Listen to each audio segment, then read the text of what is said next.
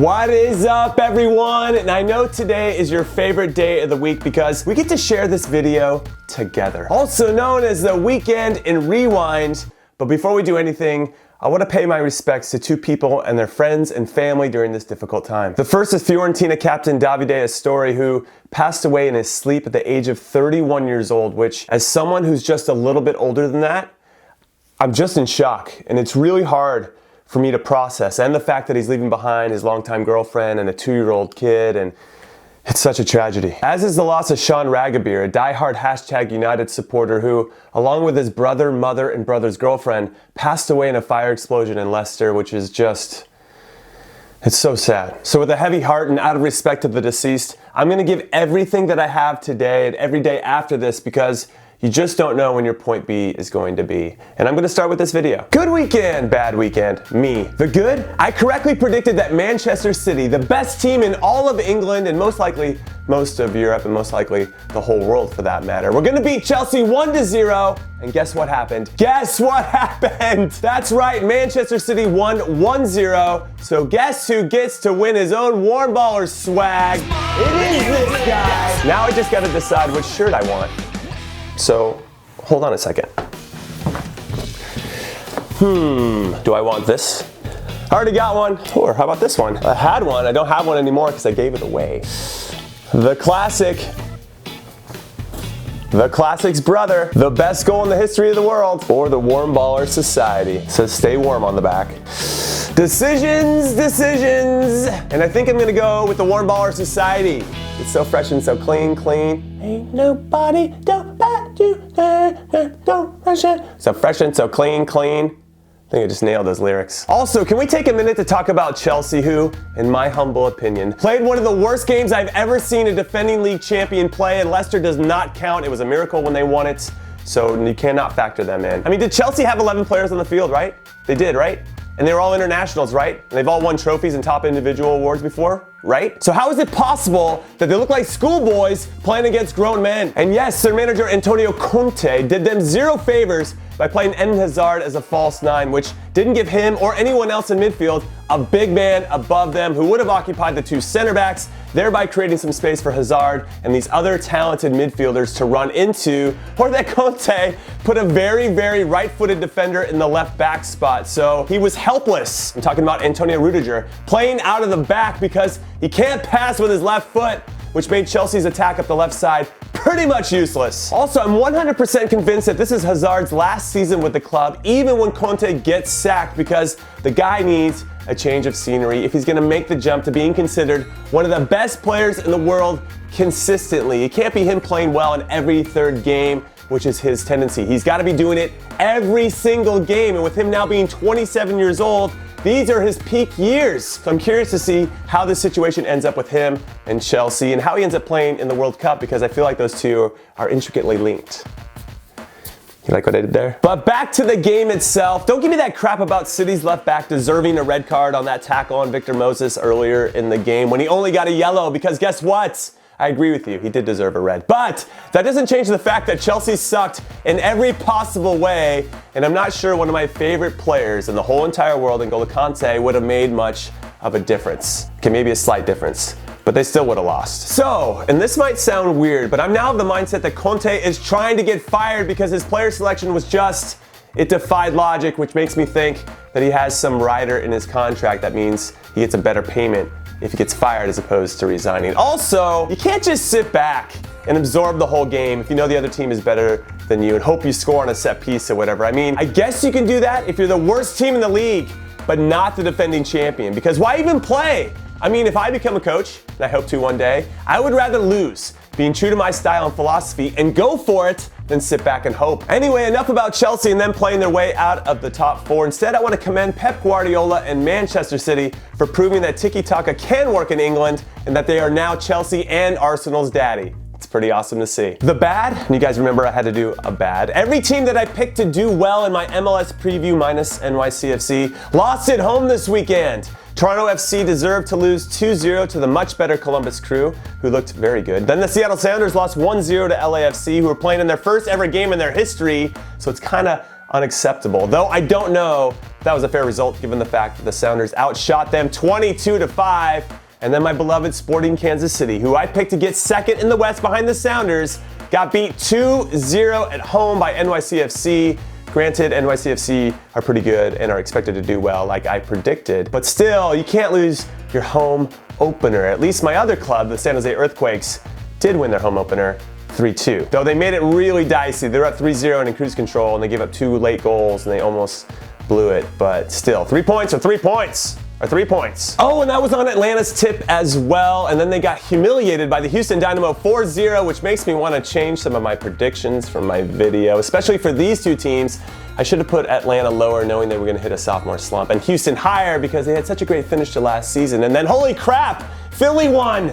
And yes, I know it's only one game and they beat a bang average New England Revolution team that has a coach that's never coached before, but still, it's pretty impressive, especially because I believe that the first game of the season is an indicator for how the rest of the season is going to go. And I can't really explain why I feel that way. I just feel like I've had the most success in my MLS career when I had a great first game of the season.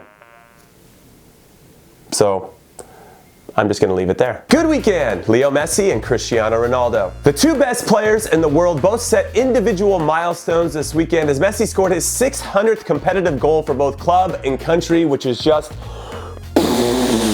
on a sick free kick that one of the best goalkeepers in the world, Jan Oblak, could not get to, which gave Barcelona the 1-0 win over second place Atletico Madrid. And now, I believe, they have an uncatchable and insurmountable 8-point lead at the top, which once it becomes official, will be Barcelona's 25th La Liga trophy, which would put them 8 behind Real Madrid, who have 33. And that's actually kind of surprising. I thought they were closer than that, but I guess that Di Stefano guy really helped them out back in the day. And speaking of great players in Real Madrid, it's Cristiano Ronaldo's turn as the Portuguese superstar scored his 300th and 301st La Liga goal in Madrid's 3-1 win over Getafe, which makes him only the second player to ever score 300 goals in La Liga. And I'll give you one guess as to who the other guy is. That's right, it's Leo Messi, but it took Messi 344 games to get to 300, and it only took Cristiano Ronaldo 286.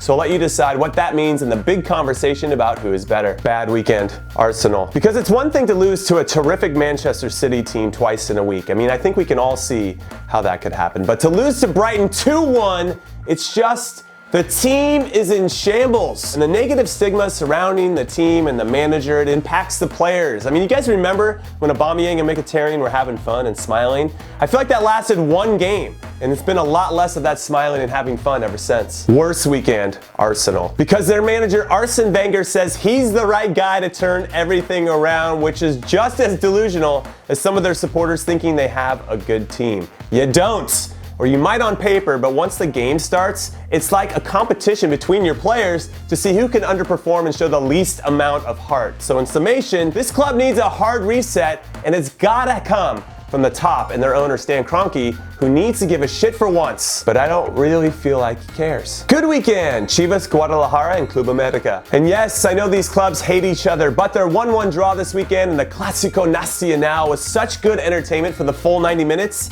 It makes me wish they could play against each other every week. I don't know what the opposite of no mami way is, but that's what I want to tell you. Que lástima! No, I think that means what a shame. Now that means corner kick. I don't know. Somebody help me. Bad weekend, Neymar. Because it has now been confirmed that the Brazilian superstar suffered a sprained ankle and a broken foot in PSG's 3-0 win over Marseille last week, which required a screw in his 5th metatarsal during his surgery in Brazil this weekend. And speaking from experience, this is not a fun injury to come back from, but he should be at full health for the World Cup, so at least his country is going to be happy to hear the news and most likely relieved, though I doubt the owners of PSG are because they bought him to win a Champions League, and it looks like those hopes will have to be put on hold. Also, even if he had been healthy, and if we're being honest with ourselves, I'm not sure PSG would have overcome their 3-1 deficit against Real Madrid in leg 2 anyway, because Madrid, though poor in La Liga, have been quite good in the Champions League this season. Good weekend, Timothy Weah. The son of legend George Weah, who, fun fact for you, and I'm talking about George here, not only won the Ballon d'Or in 1995, but he has parlayed his tremendous playing career for PSG and AC Milan by recently becoming the president of Liberia.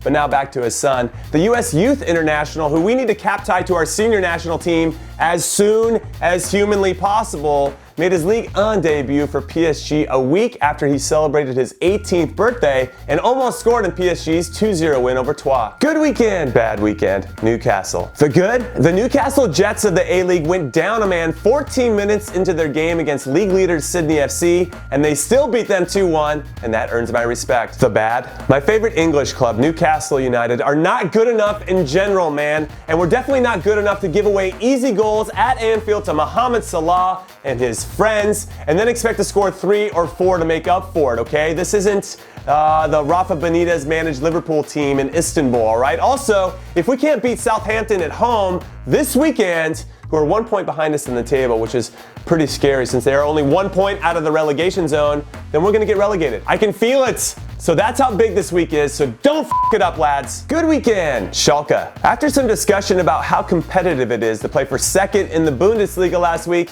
it's Schalke that has surged ahead of the pack. And by surged ahead, I mean they're now ahead by 1 point over now in third place Borussia Dortmund, who could only muster a 1-1 draw with RB Leipzig, which is their second draw in a row. So congrats to Schalke for winning their third straight game and moving into second. But I could see them having some trouble with Mainz this upcoming week after Mainz and Hamburg drew 0-0 in the super sad derby this weekend, since one or both of these teams are probably going to get relegated. And no one really wants to play against a team in the relegation zone because they have nothing to lose and they're gonna play like it. They're gonna fight and scratch and try to gain an advantage. They might even try to dive in the box, right? Because they need points to do whatever it takes to get points. You guys remember that video? Still triggered about it? Bad weekend, me again. For 2 reasons. One, I asked Mikko to put Porto and Sporting in my thumbnail on Friday's video because I thought the biggest game so far in Portugal this season was happening on a Saturday. Why did it happen on a Saturday? But then I realized the game was on a Friday and I knew that the video would post after that game was done, so there was no need for a preview. But I forgot to tell Mikko to take it out of the thumb. So I'm sorry. However, if you check my timeline on Twitter, I correctly predicted that Porto would win 2-1 before the game started, and it ended 2-1 because I am a predicting genius, which continues to give Porto a nice little cushion over Benfica, but it sucks for Sporting, who are gonna have to settle with being third again. And 2, I thought I killed it in our Warm Ballers MLS Fantasy League because I had 3 goal scorers in my squad, and I got smoked with my measly 69 points, which didn't even put me in the top 30. What? So a hat tip to everyone above me because you guys are really smart apparently, but especially Sarkar, who pulled in 104 points. Well done. Also, don't you think I forgot about our Warm Ballers Fantasy Premier League, because I didn't, even though I usually forget about setting my lineup on a weekly basis, which sucks because I feel like I'm smarter than all of you, and I'm just not applying myself. That's what I say to myself to validate why I suck at it. Anyway, I want to give a shout out to Keith Leal, the brains behind Flamingo FC, who seems to be pulling away from the pack. So I'm eager to see if he can keep it up the rest of the season or if he pulls his Spurs and bottles it during the next few months. Don't bottle it, Keith. Don't bottle it. Good weekend, winners of the Warm Baller swag. Okay, fine, I'm gonna give some stuff away to 2 other highly intelligent people who were smart enough to use the same prediction for the City-Chelsea game as me, and there were not very many of you, because I don't think you guys like to predict the same as me, and they are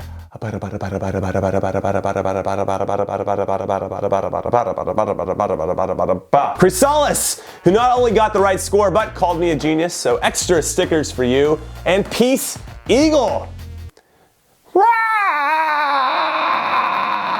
So please hit me up on the YouTube messages or on Twitter at Jimmy Conrad, and I will sort you out. That's my eagle call. If you haven't figured that out yet.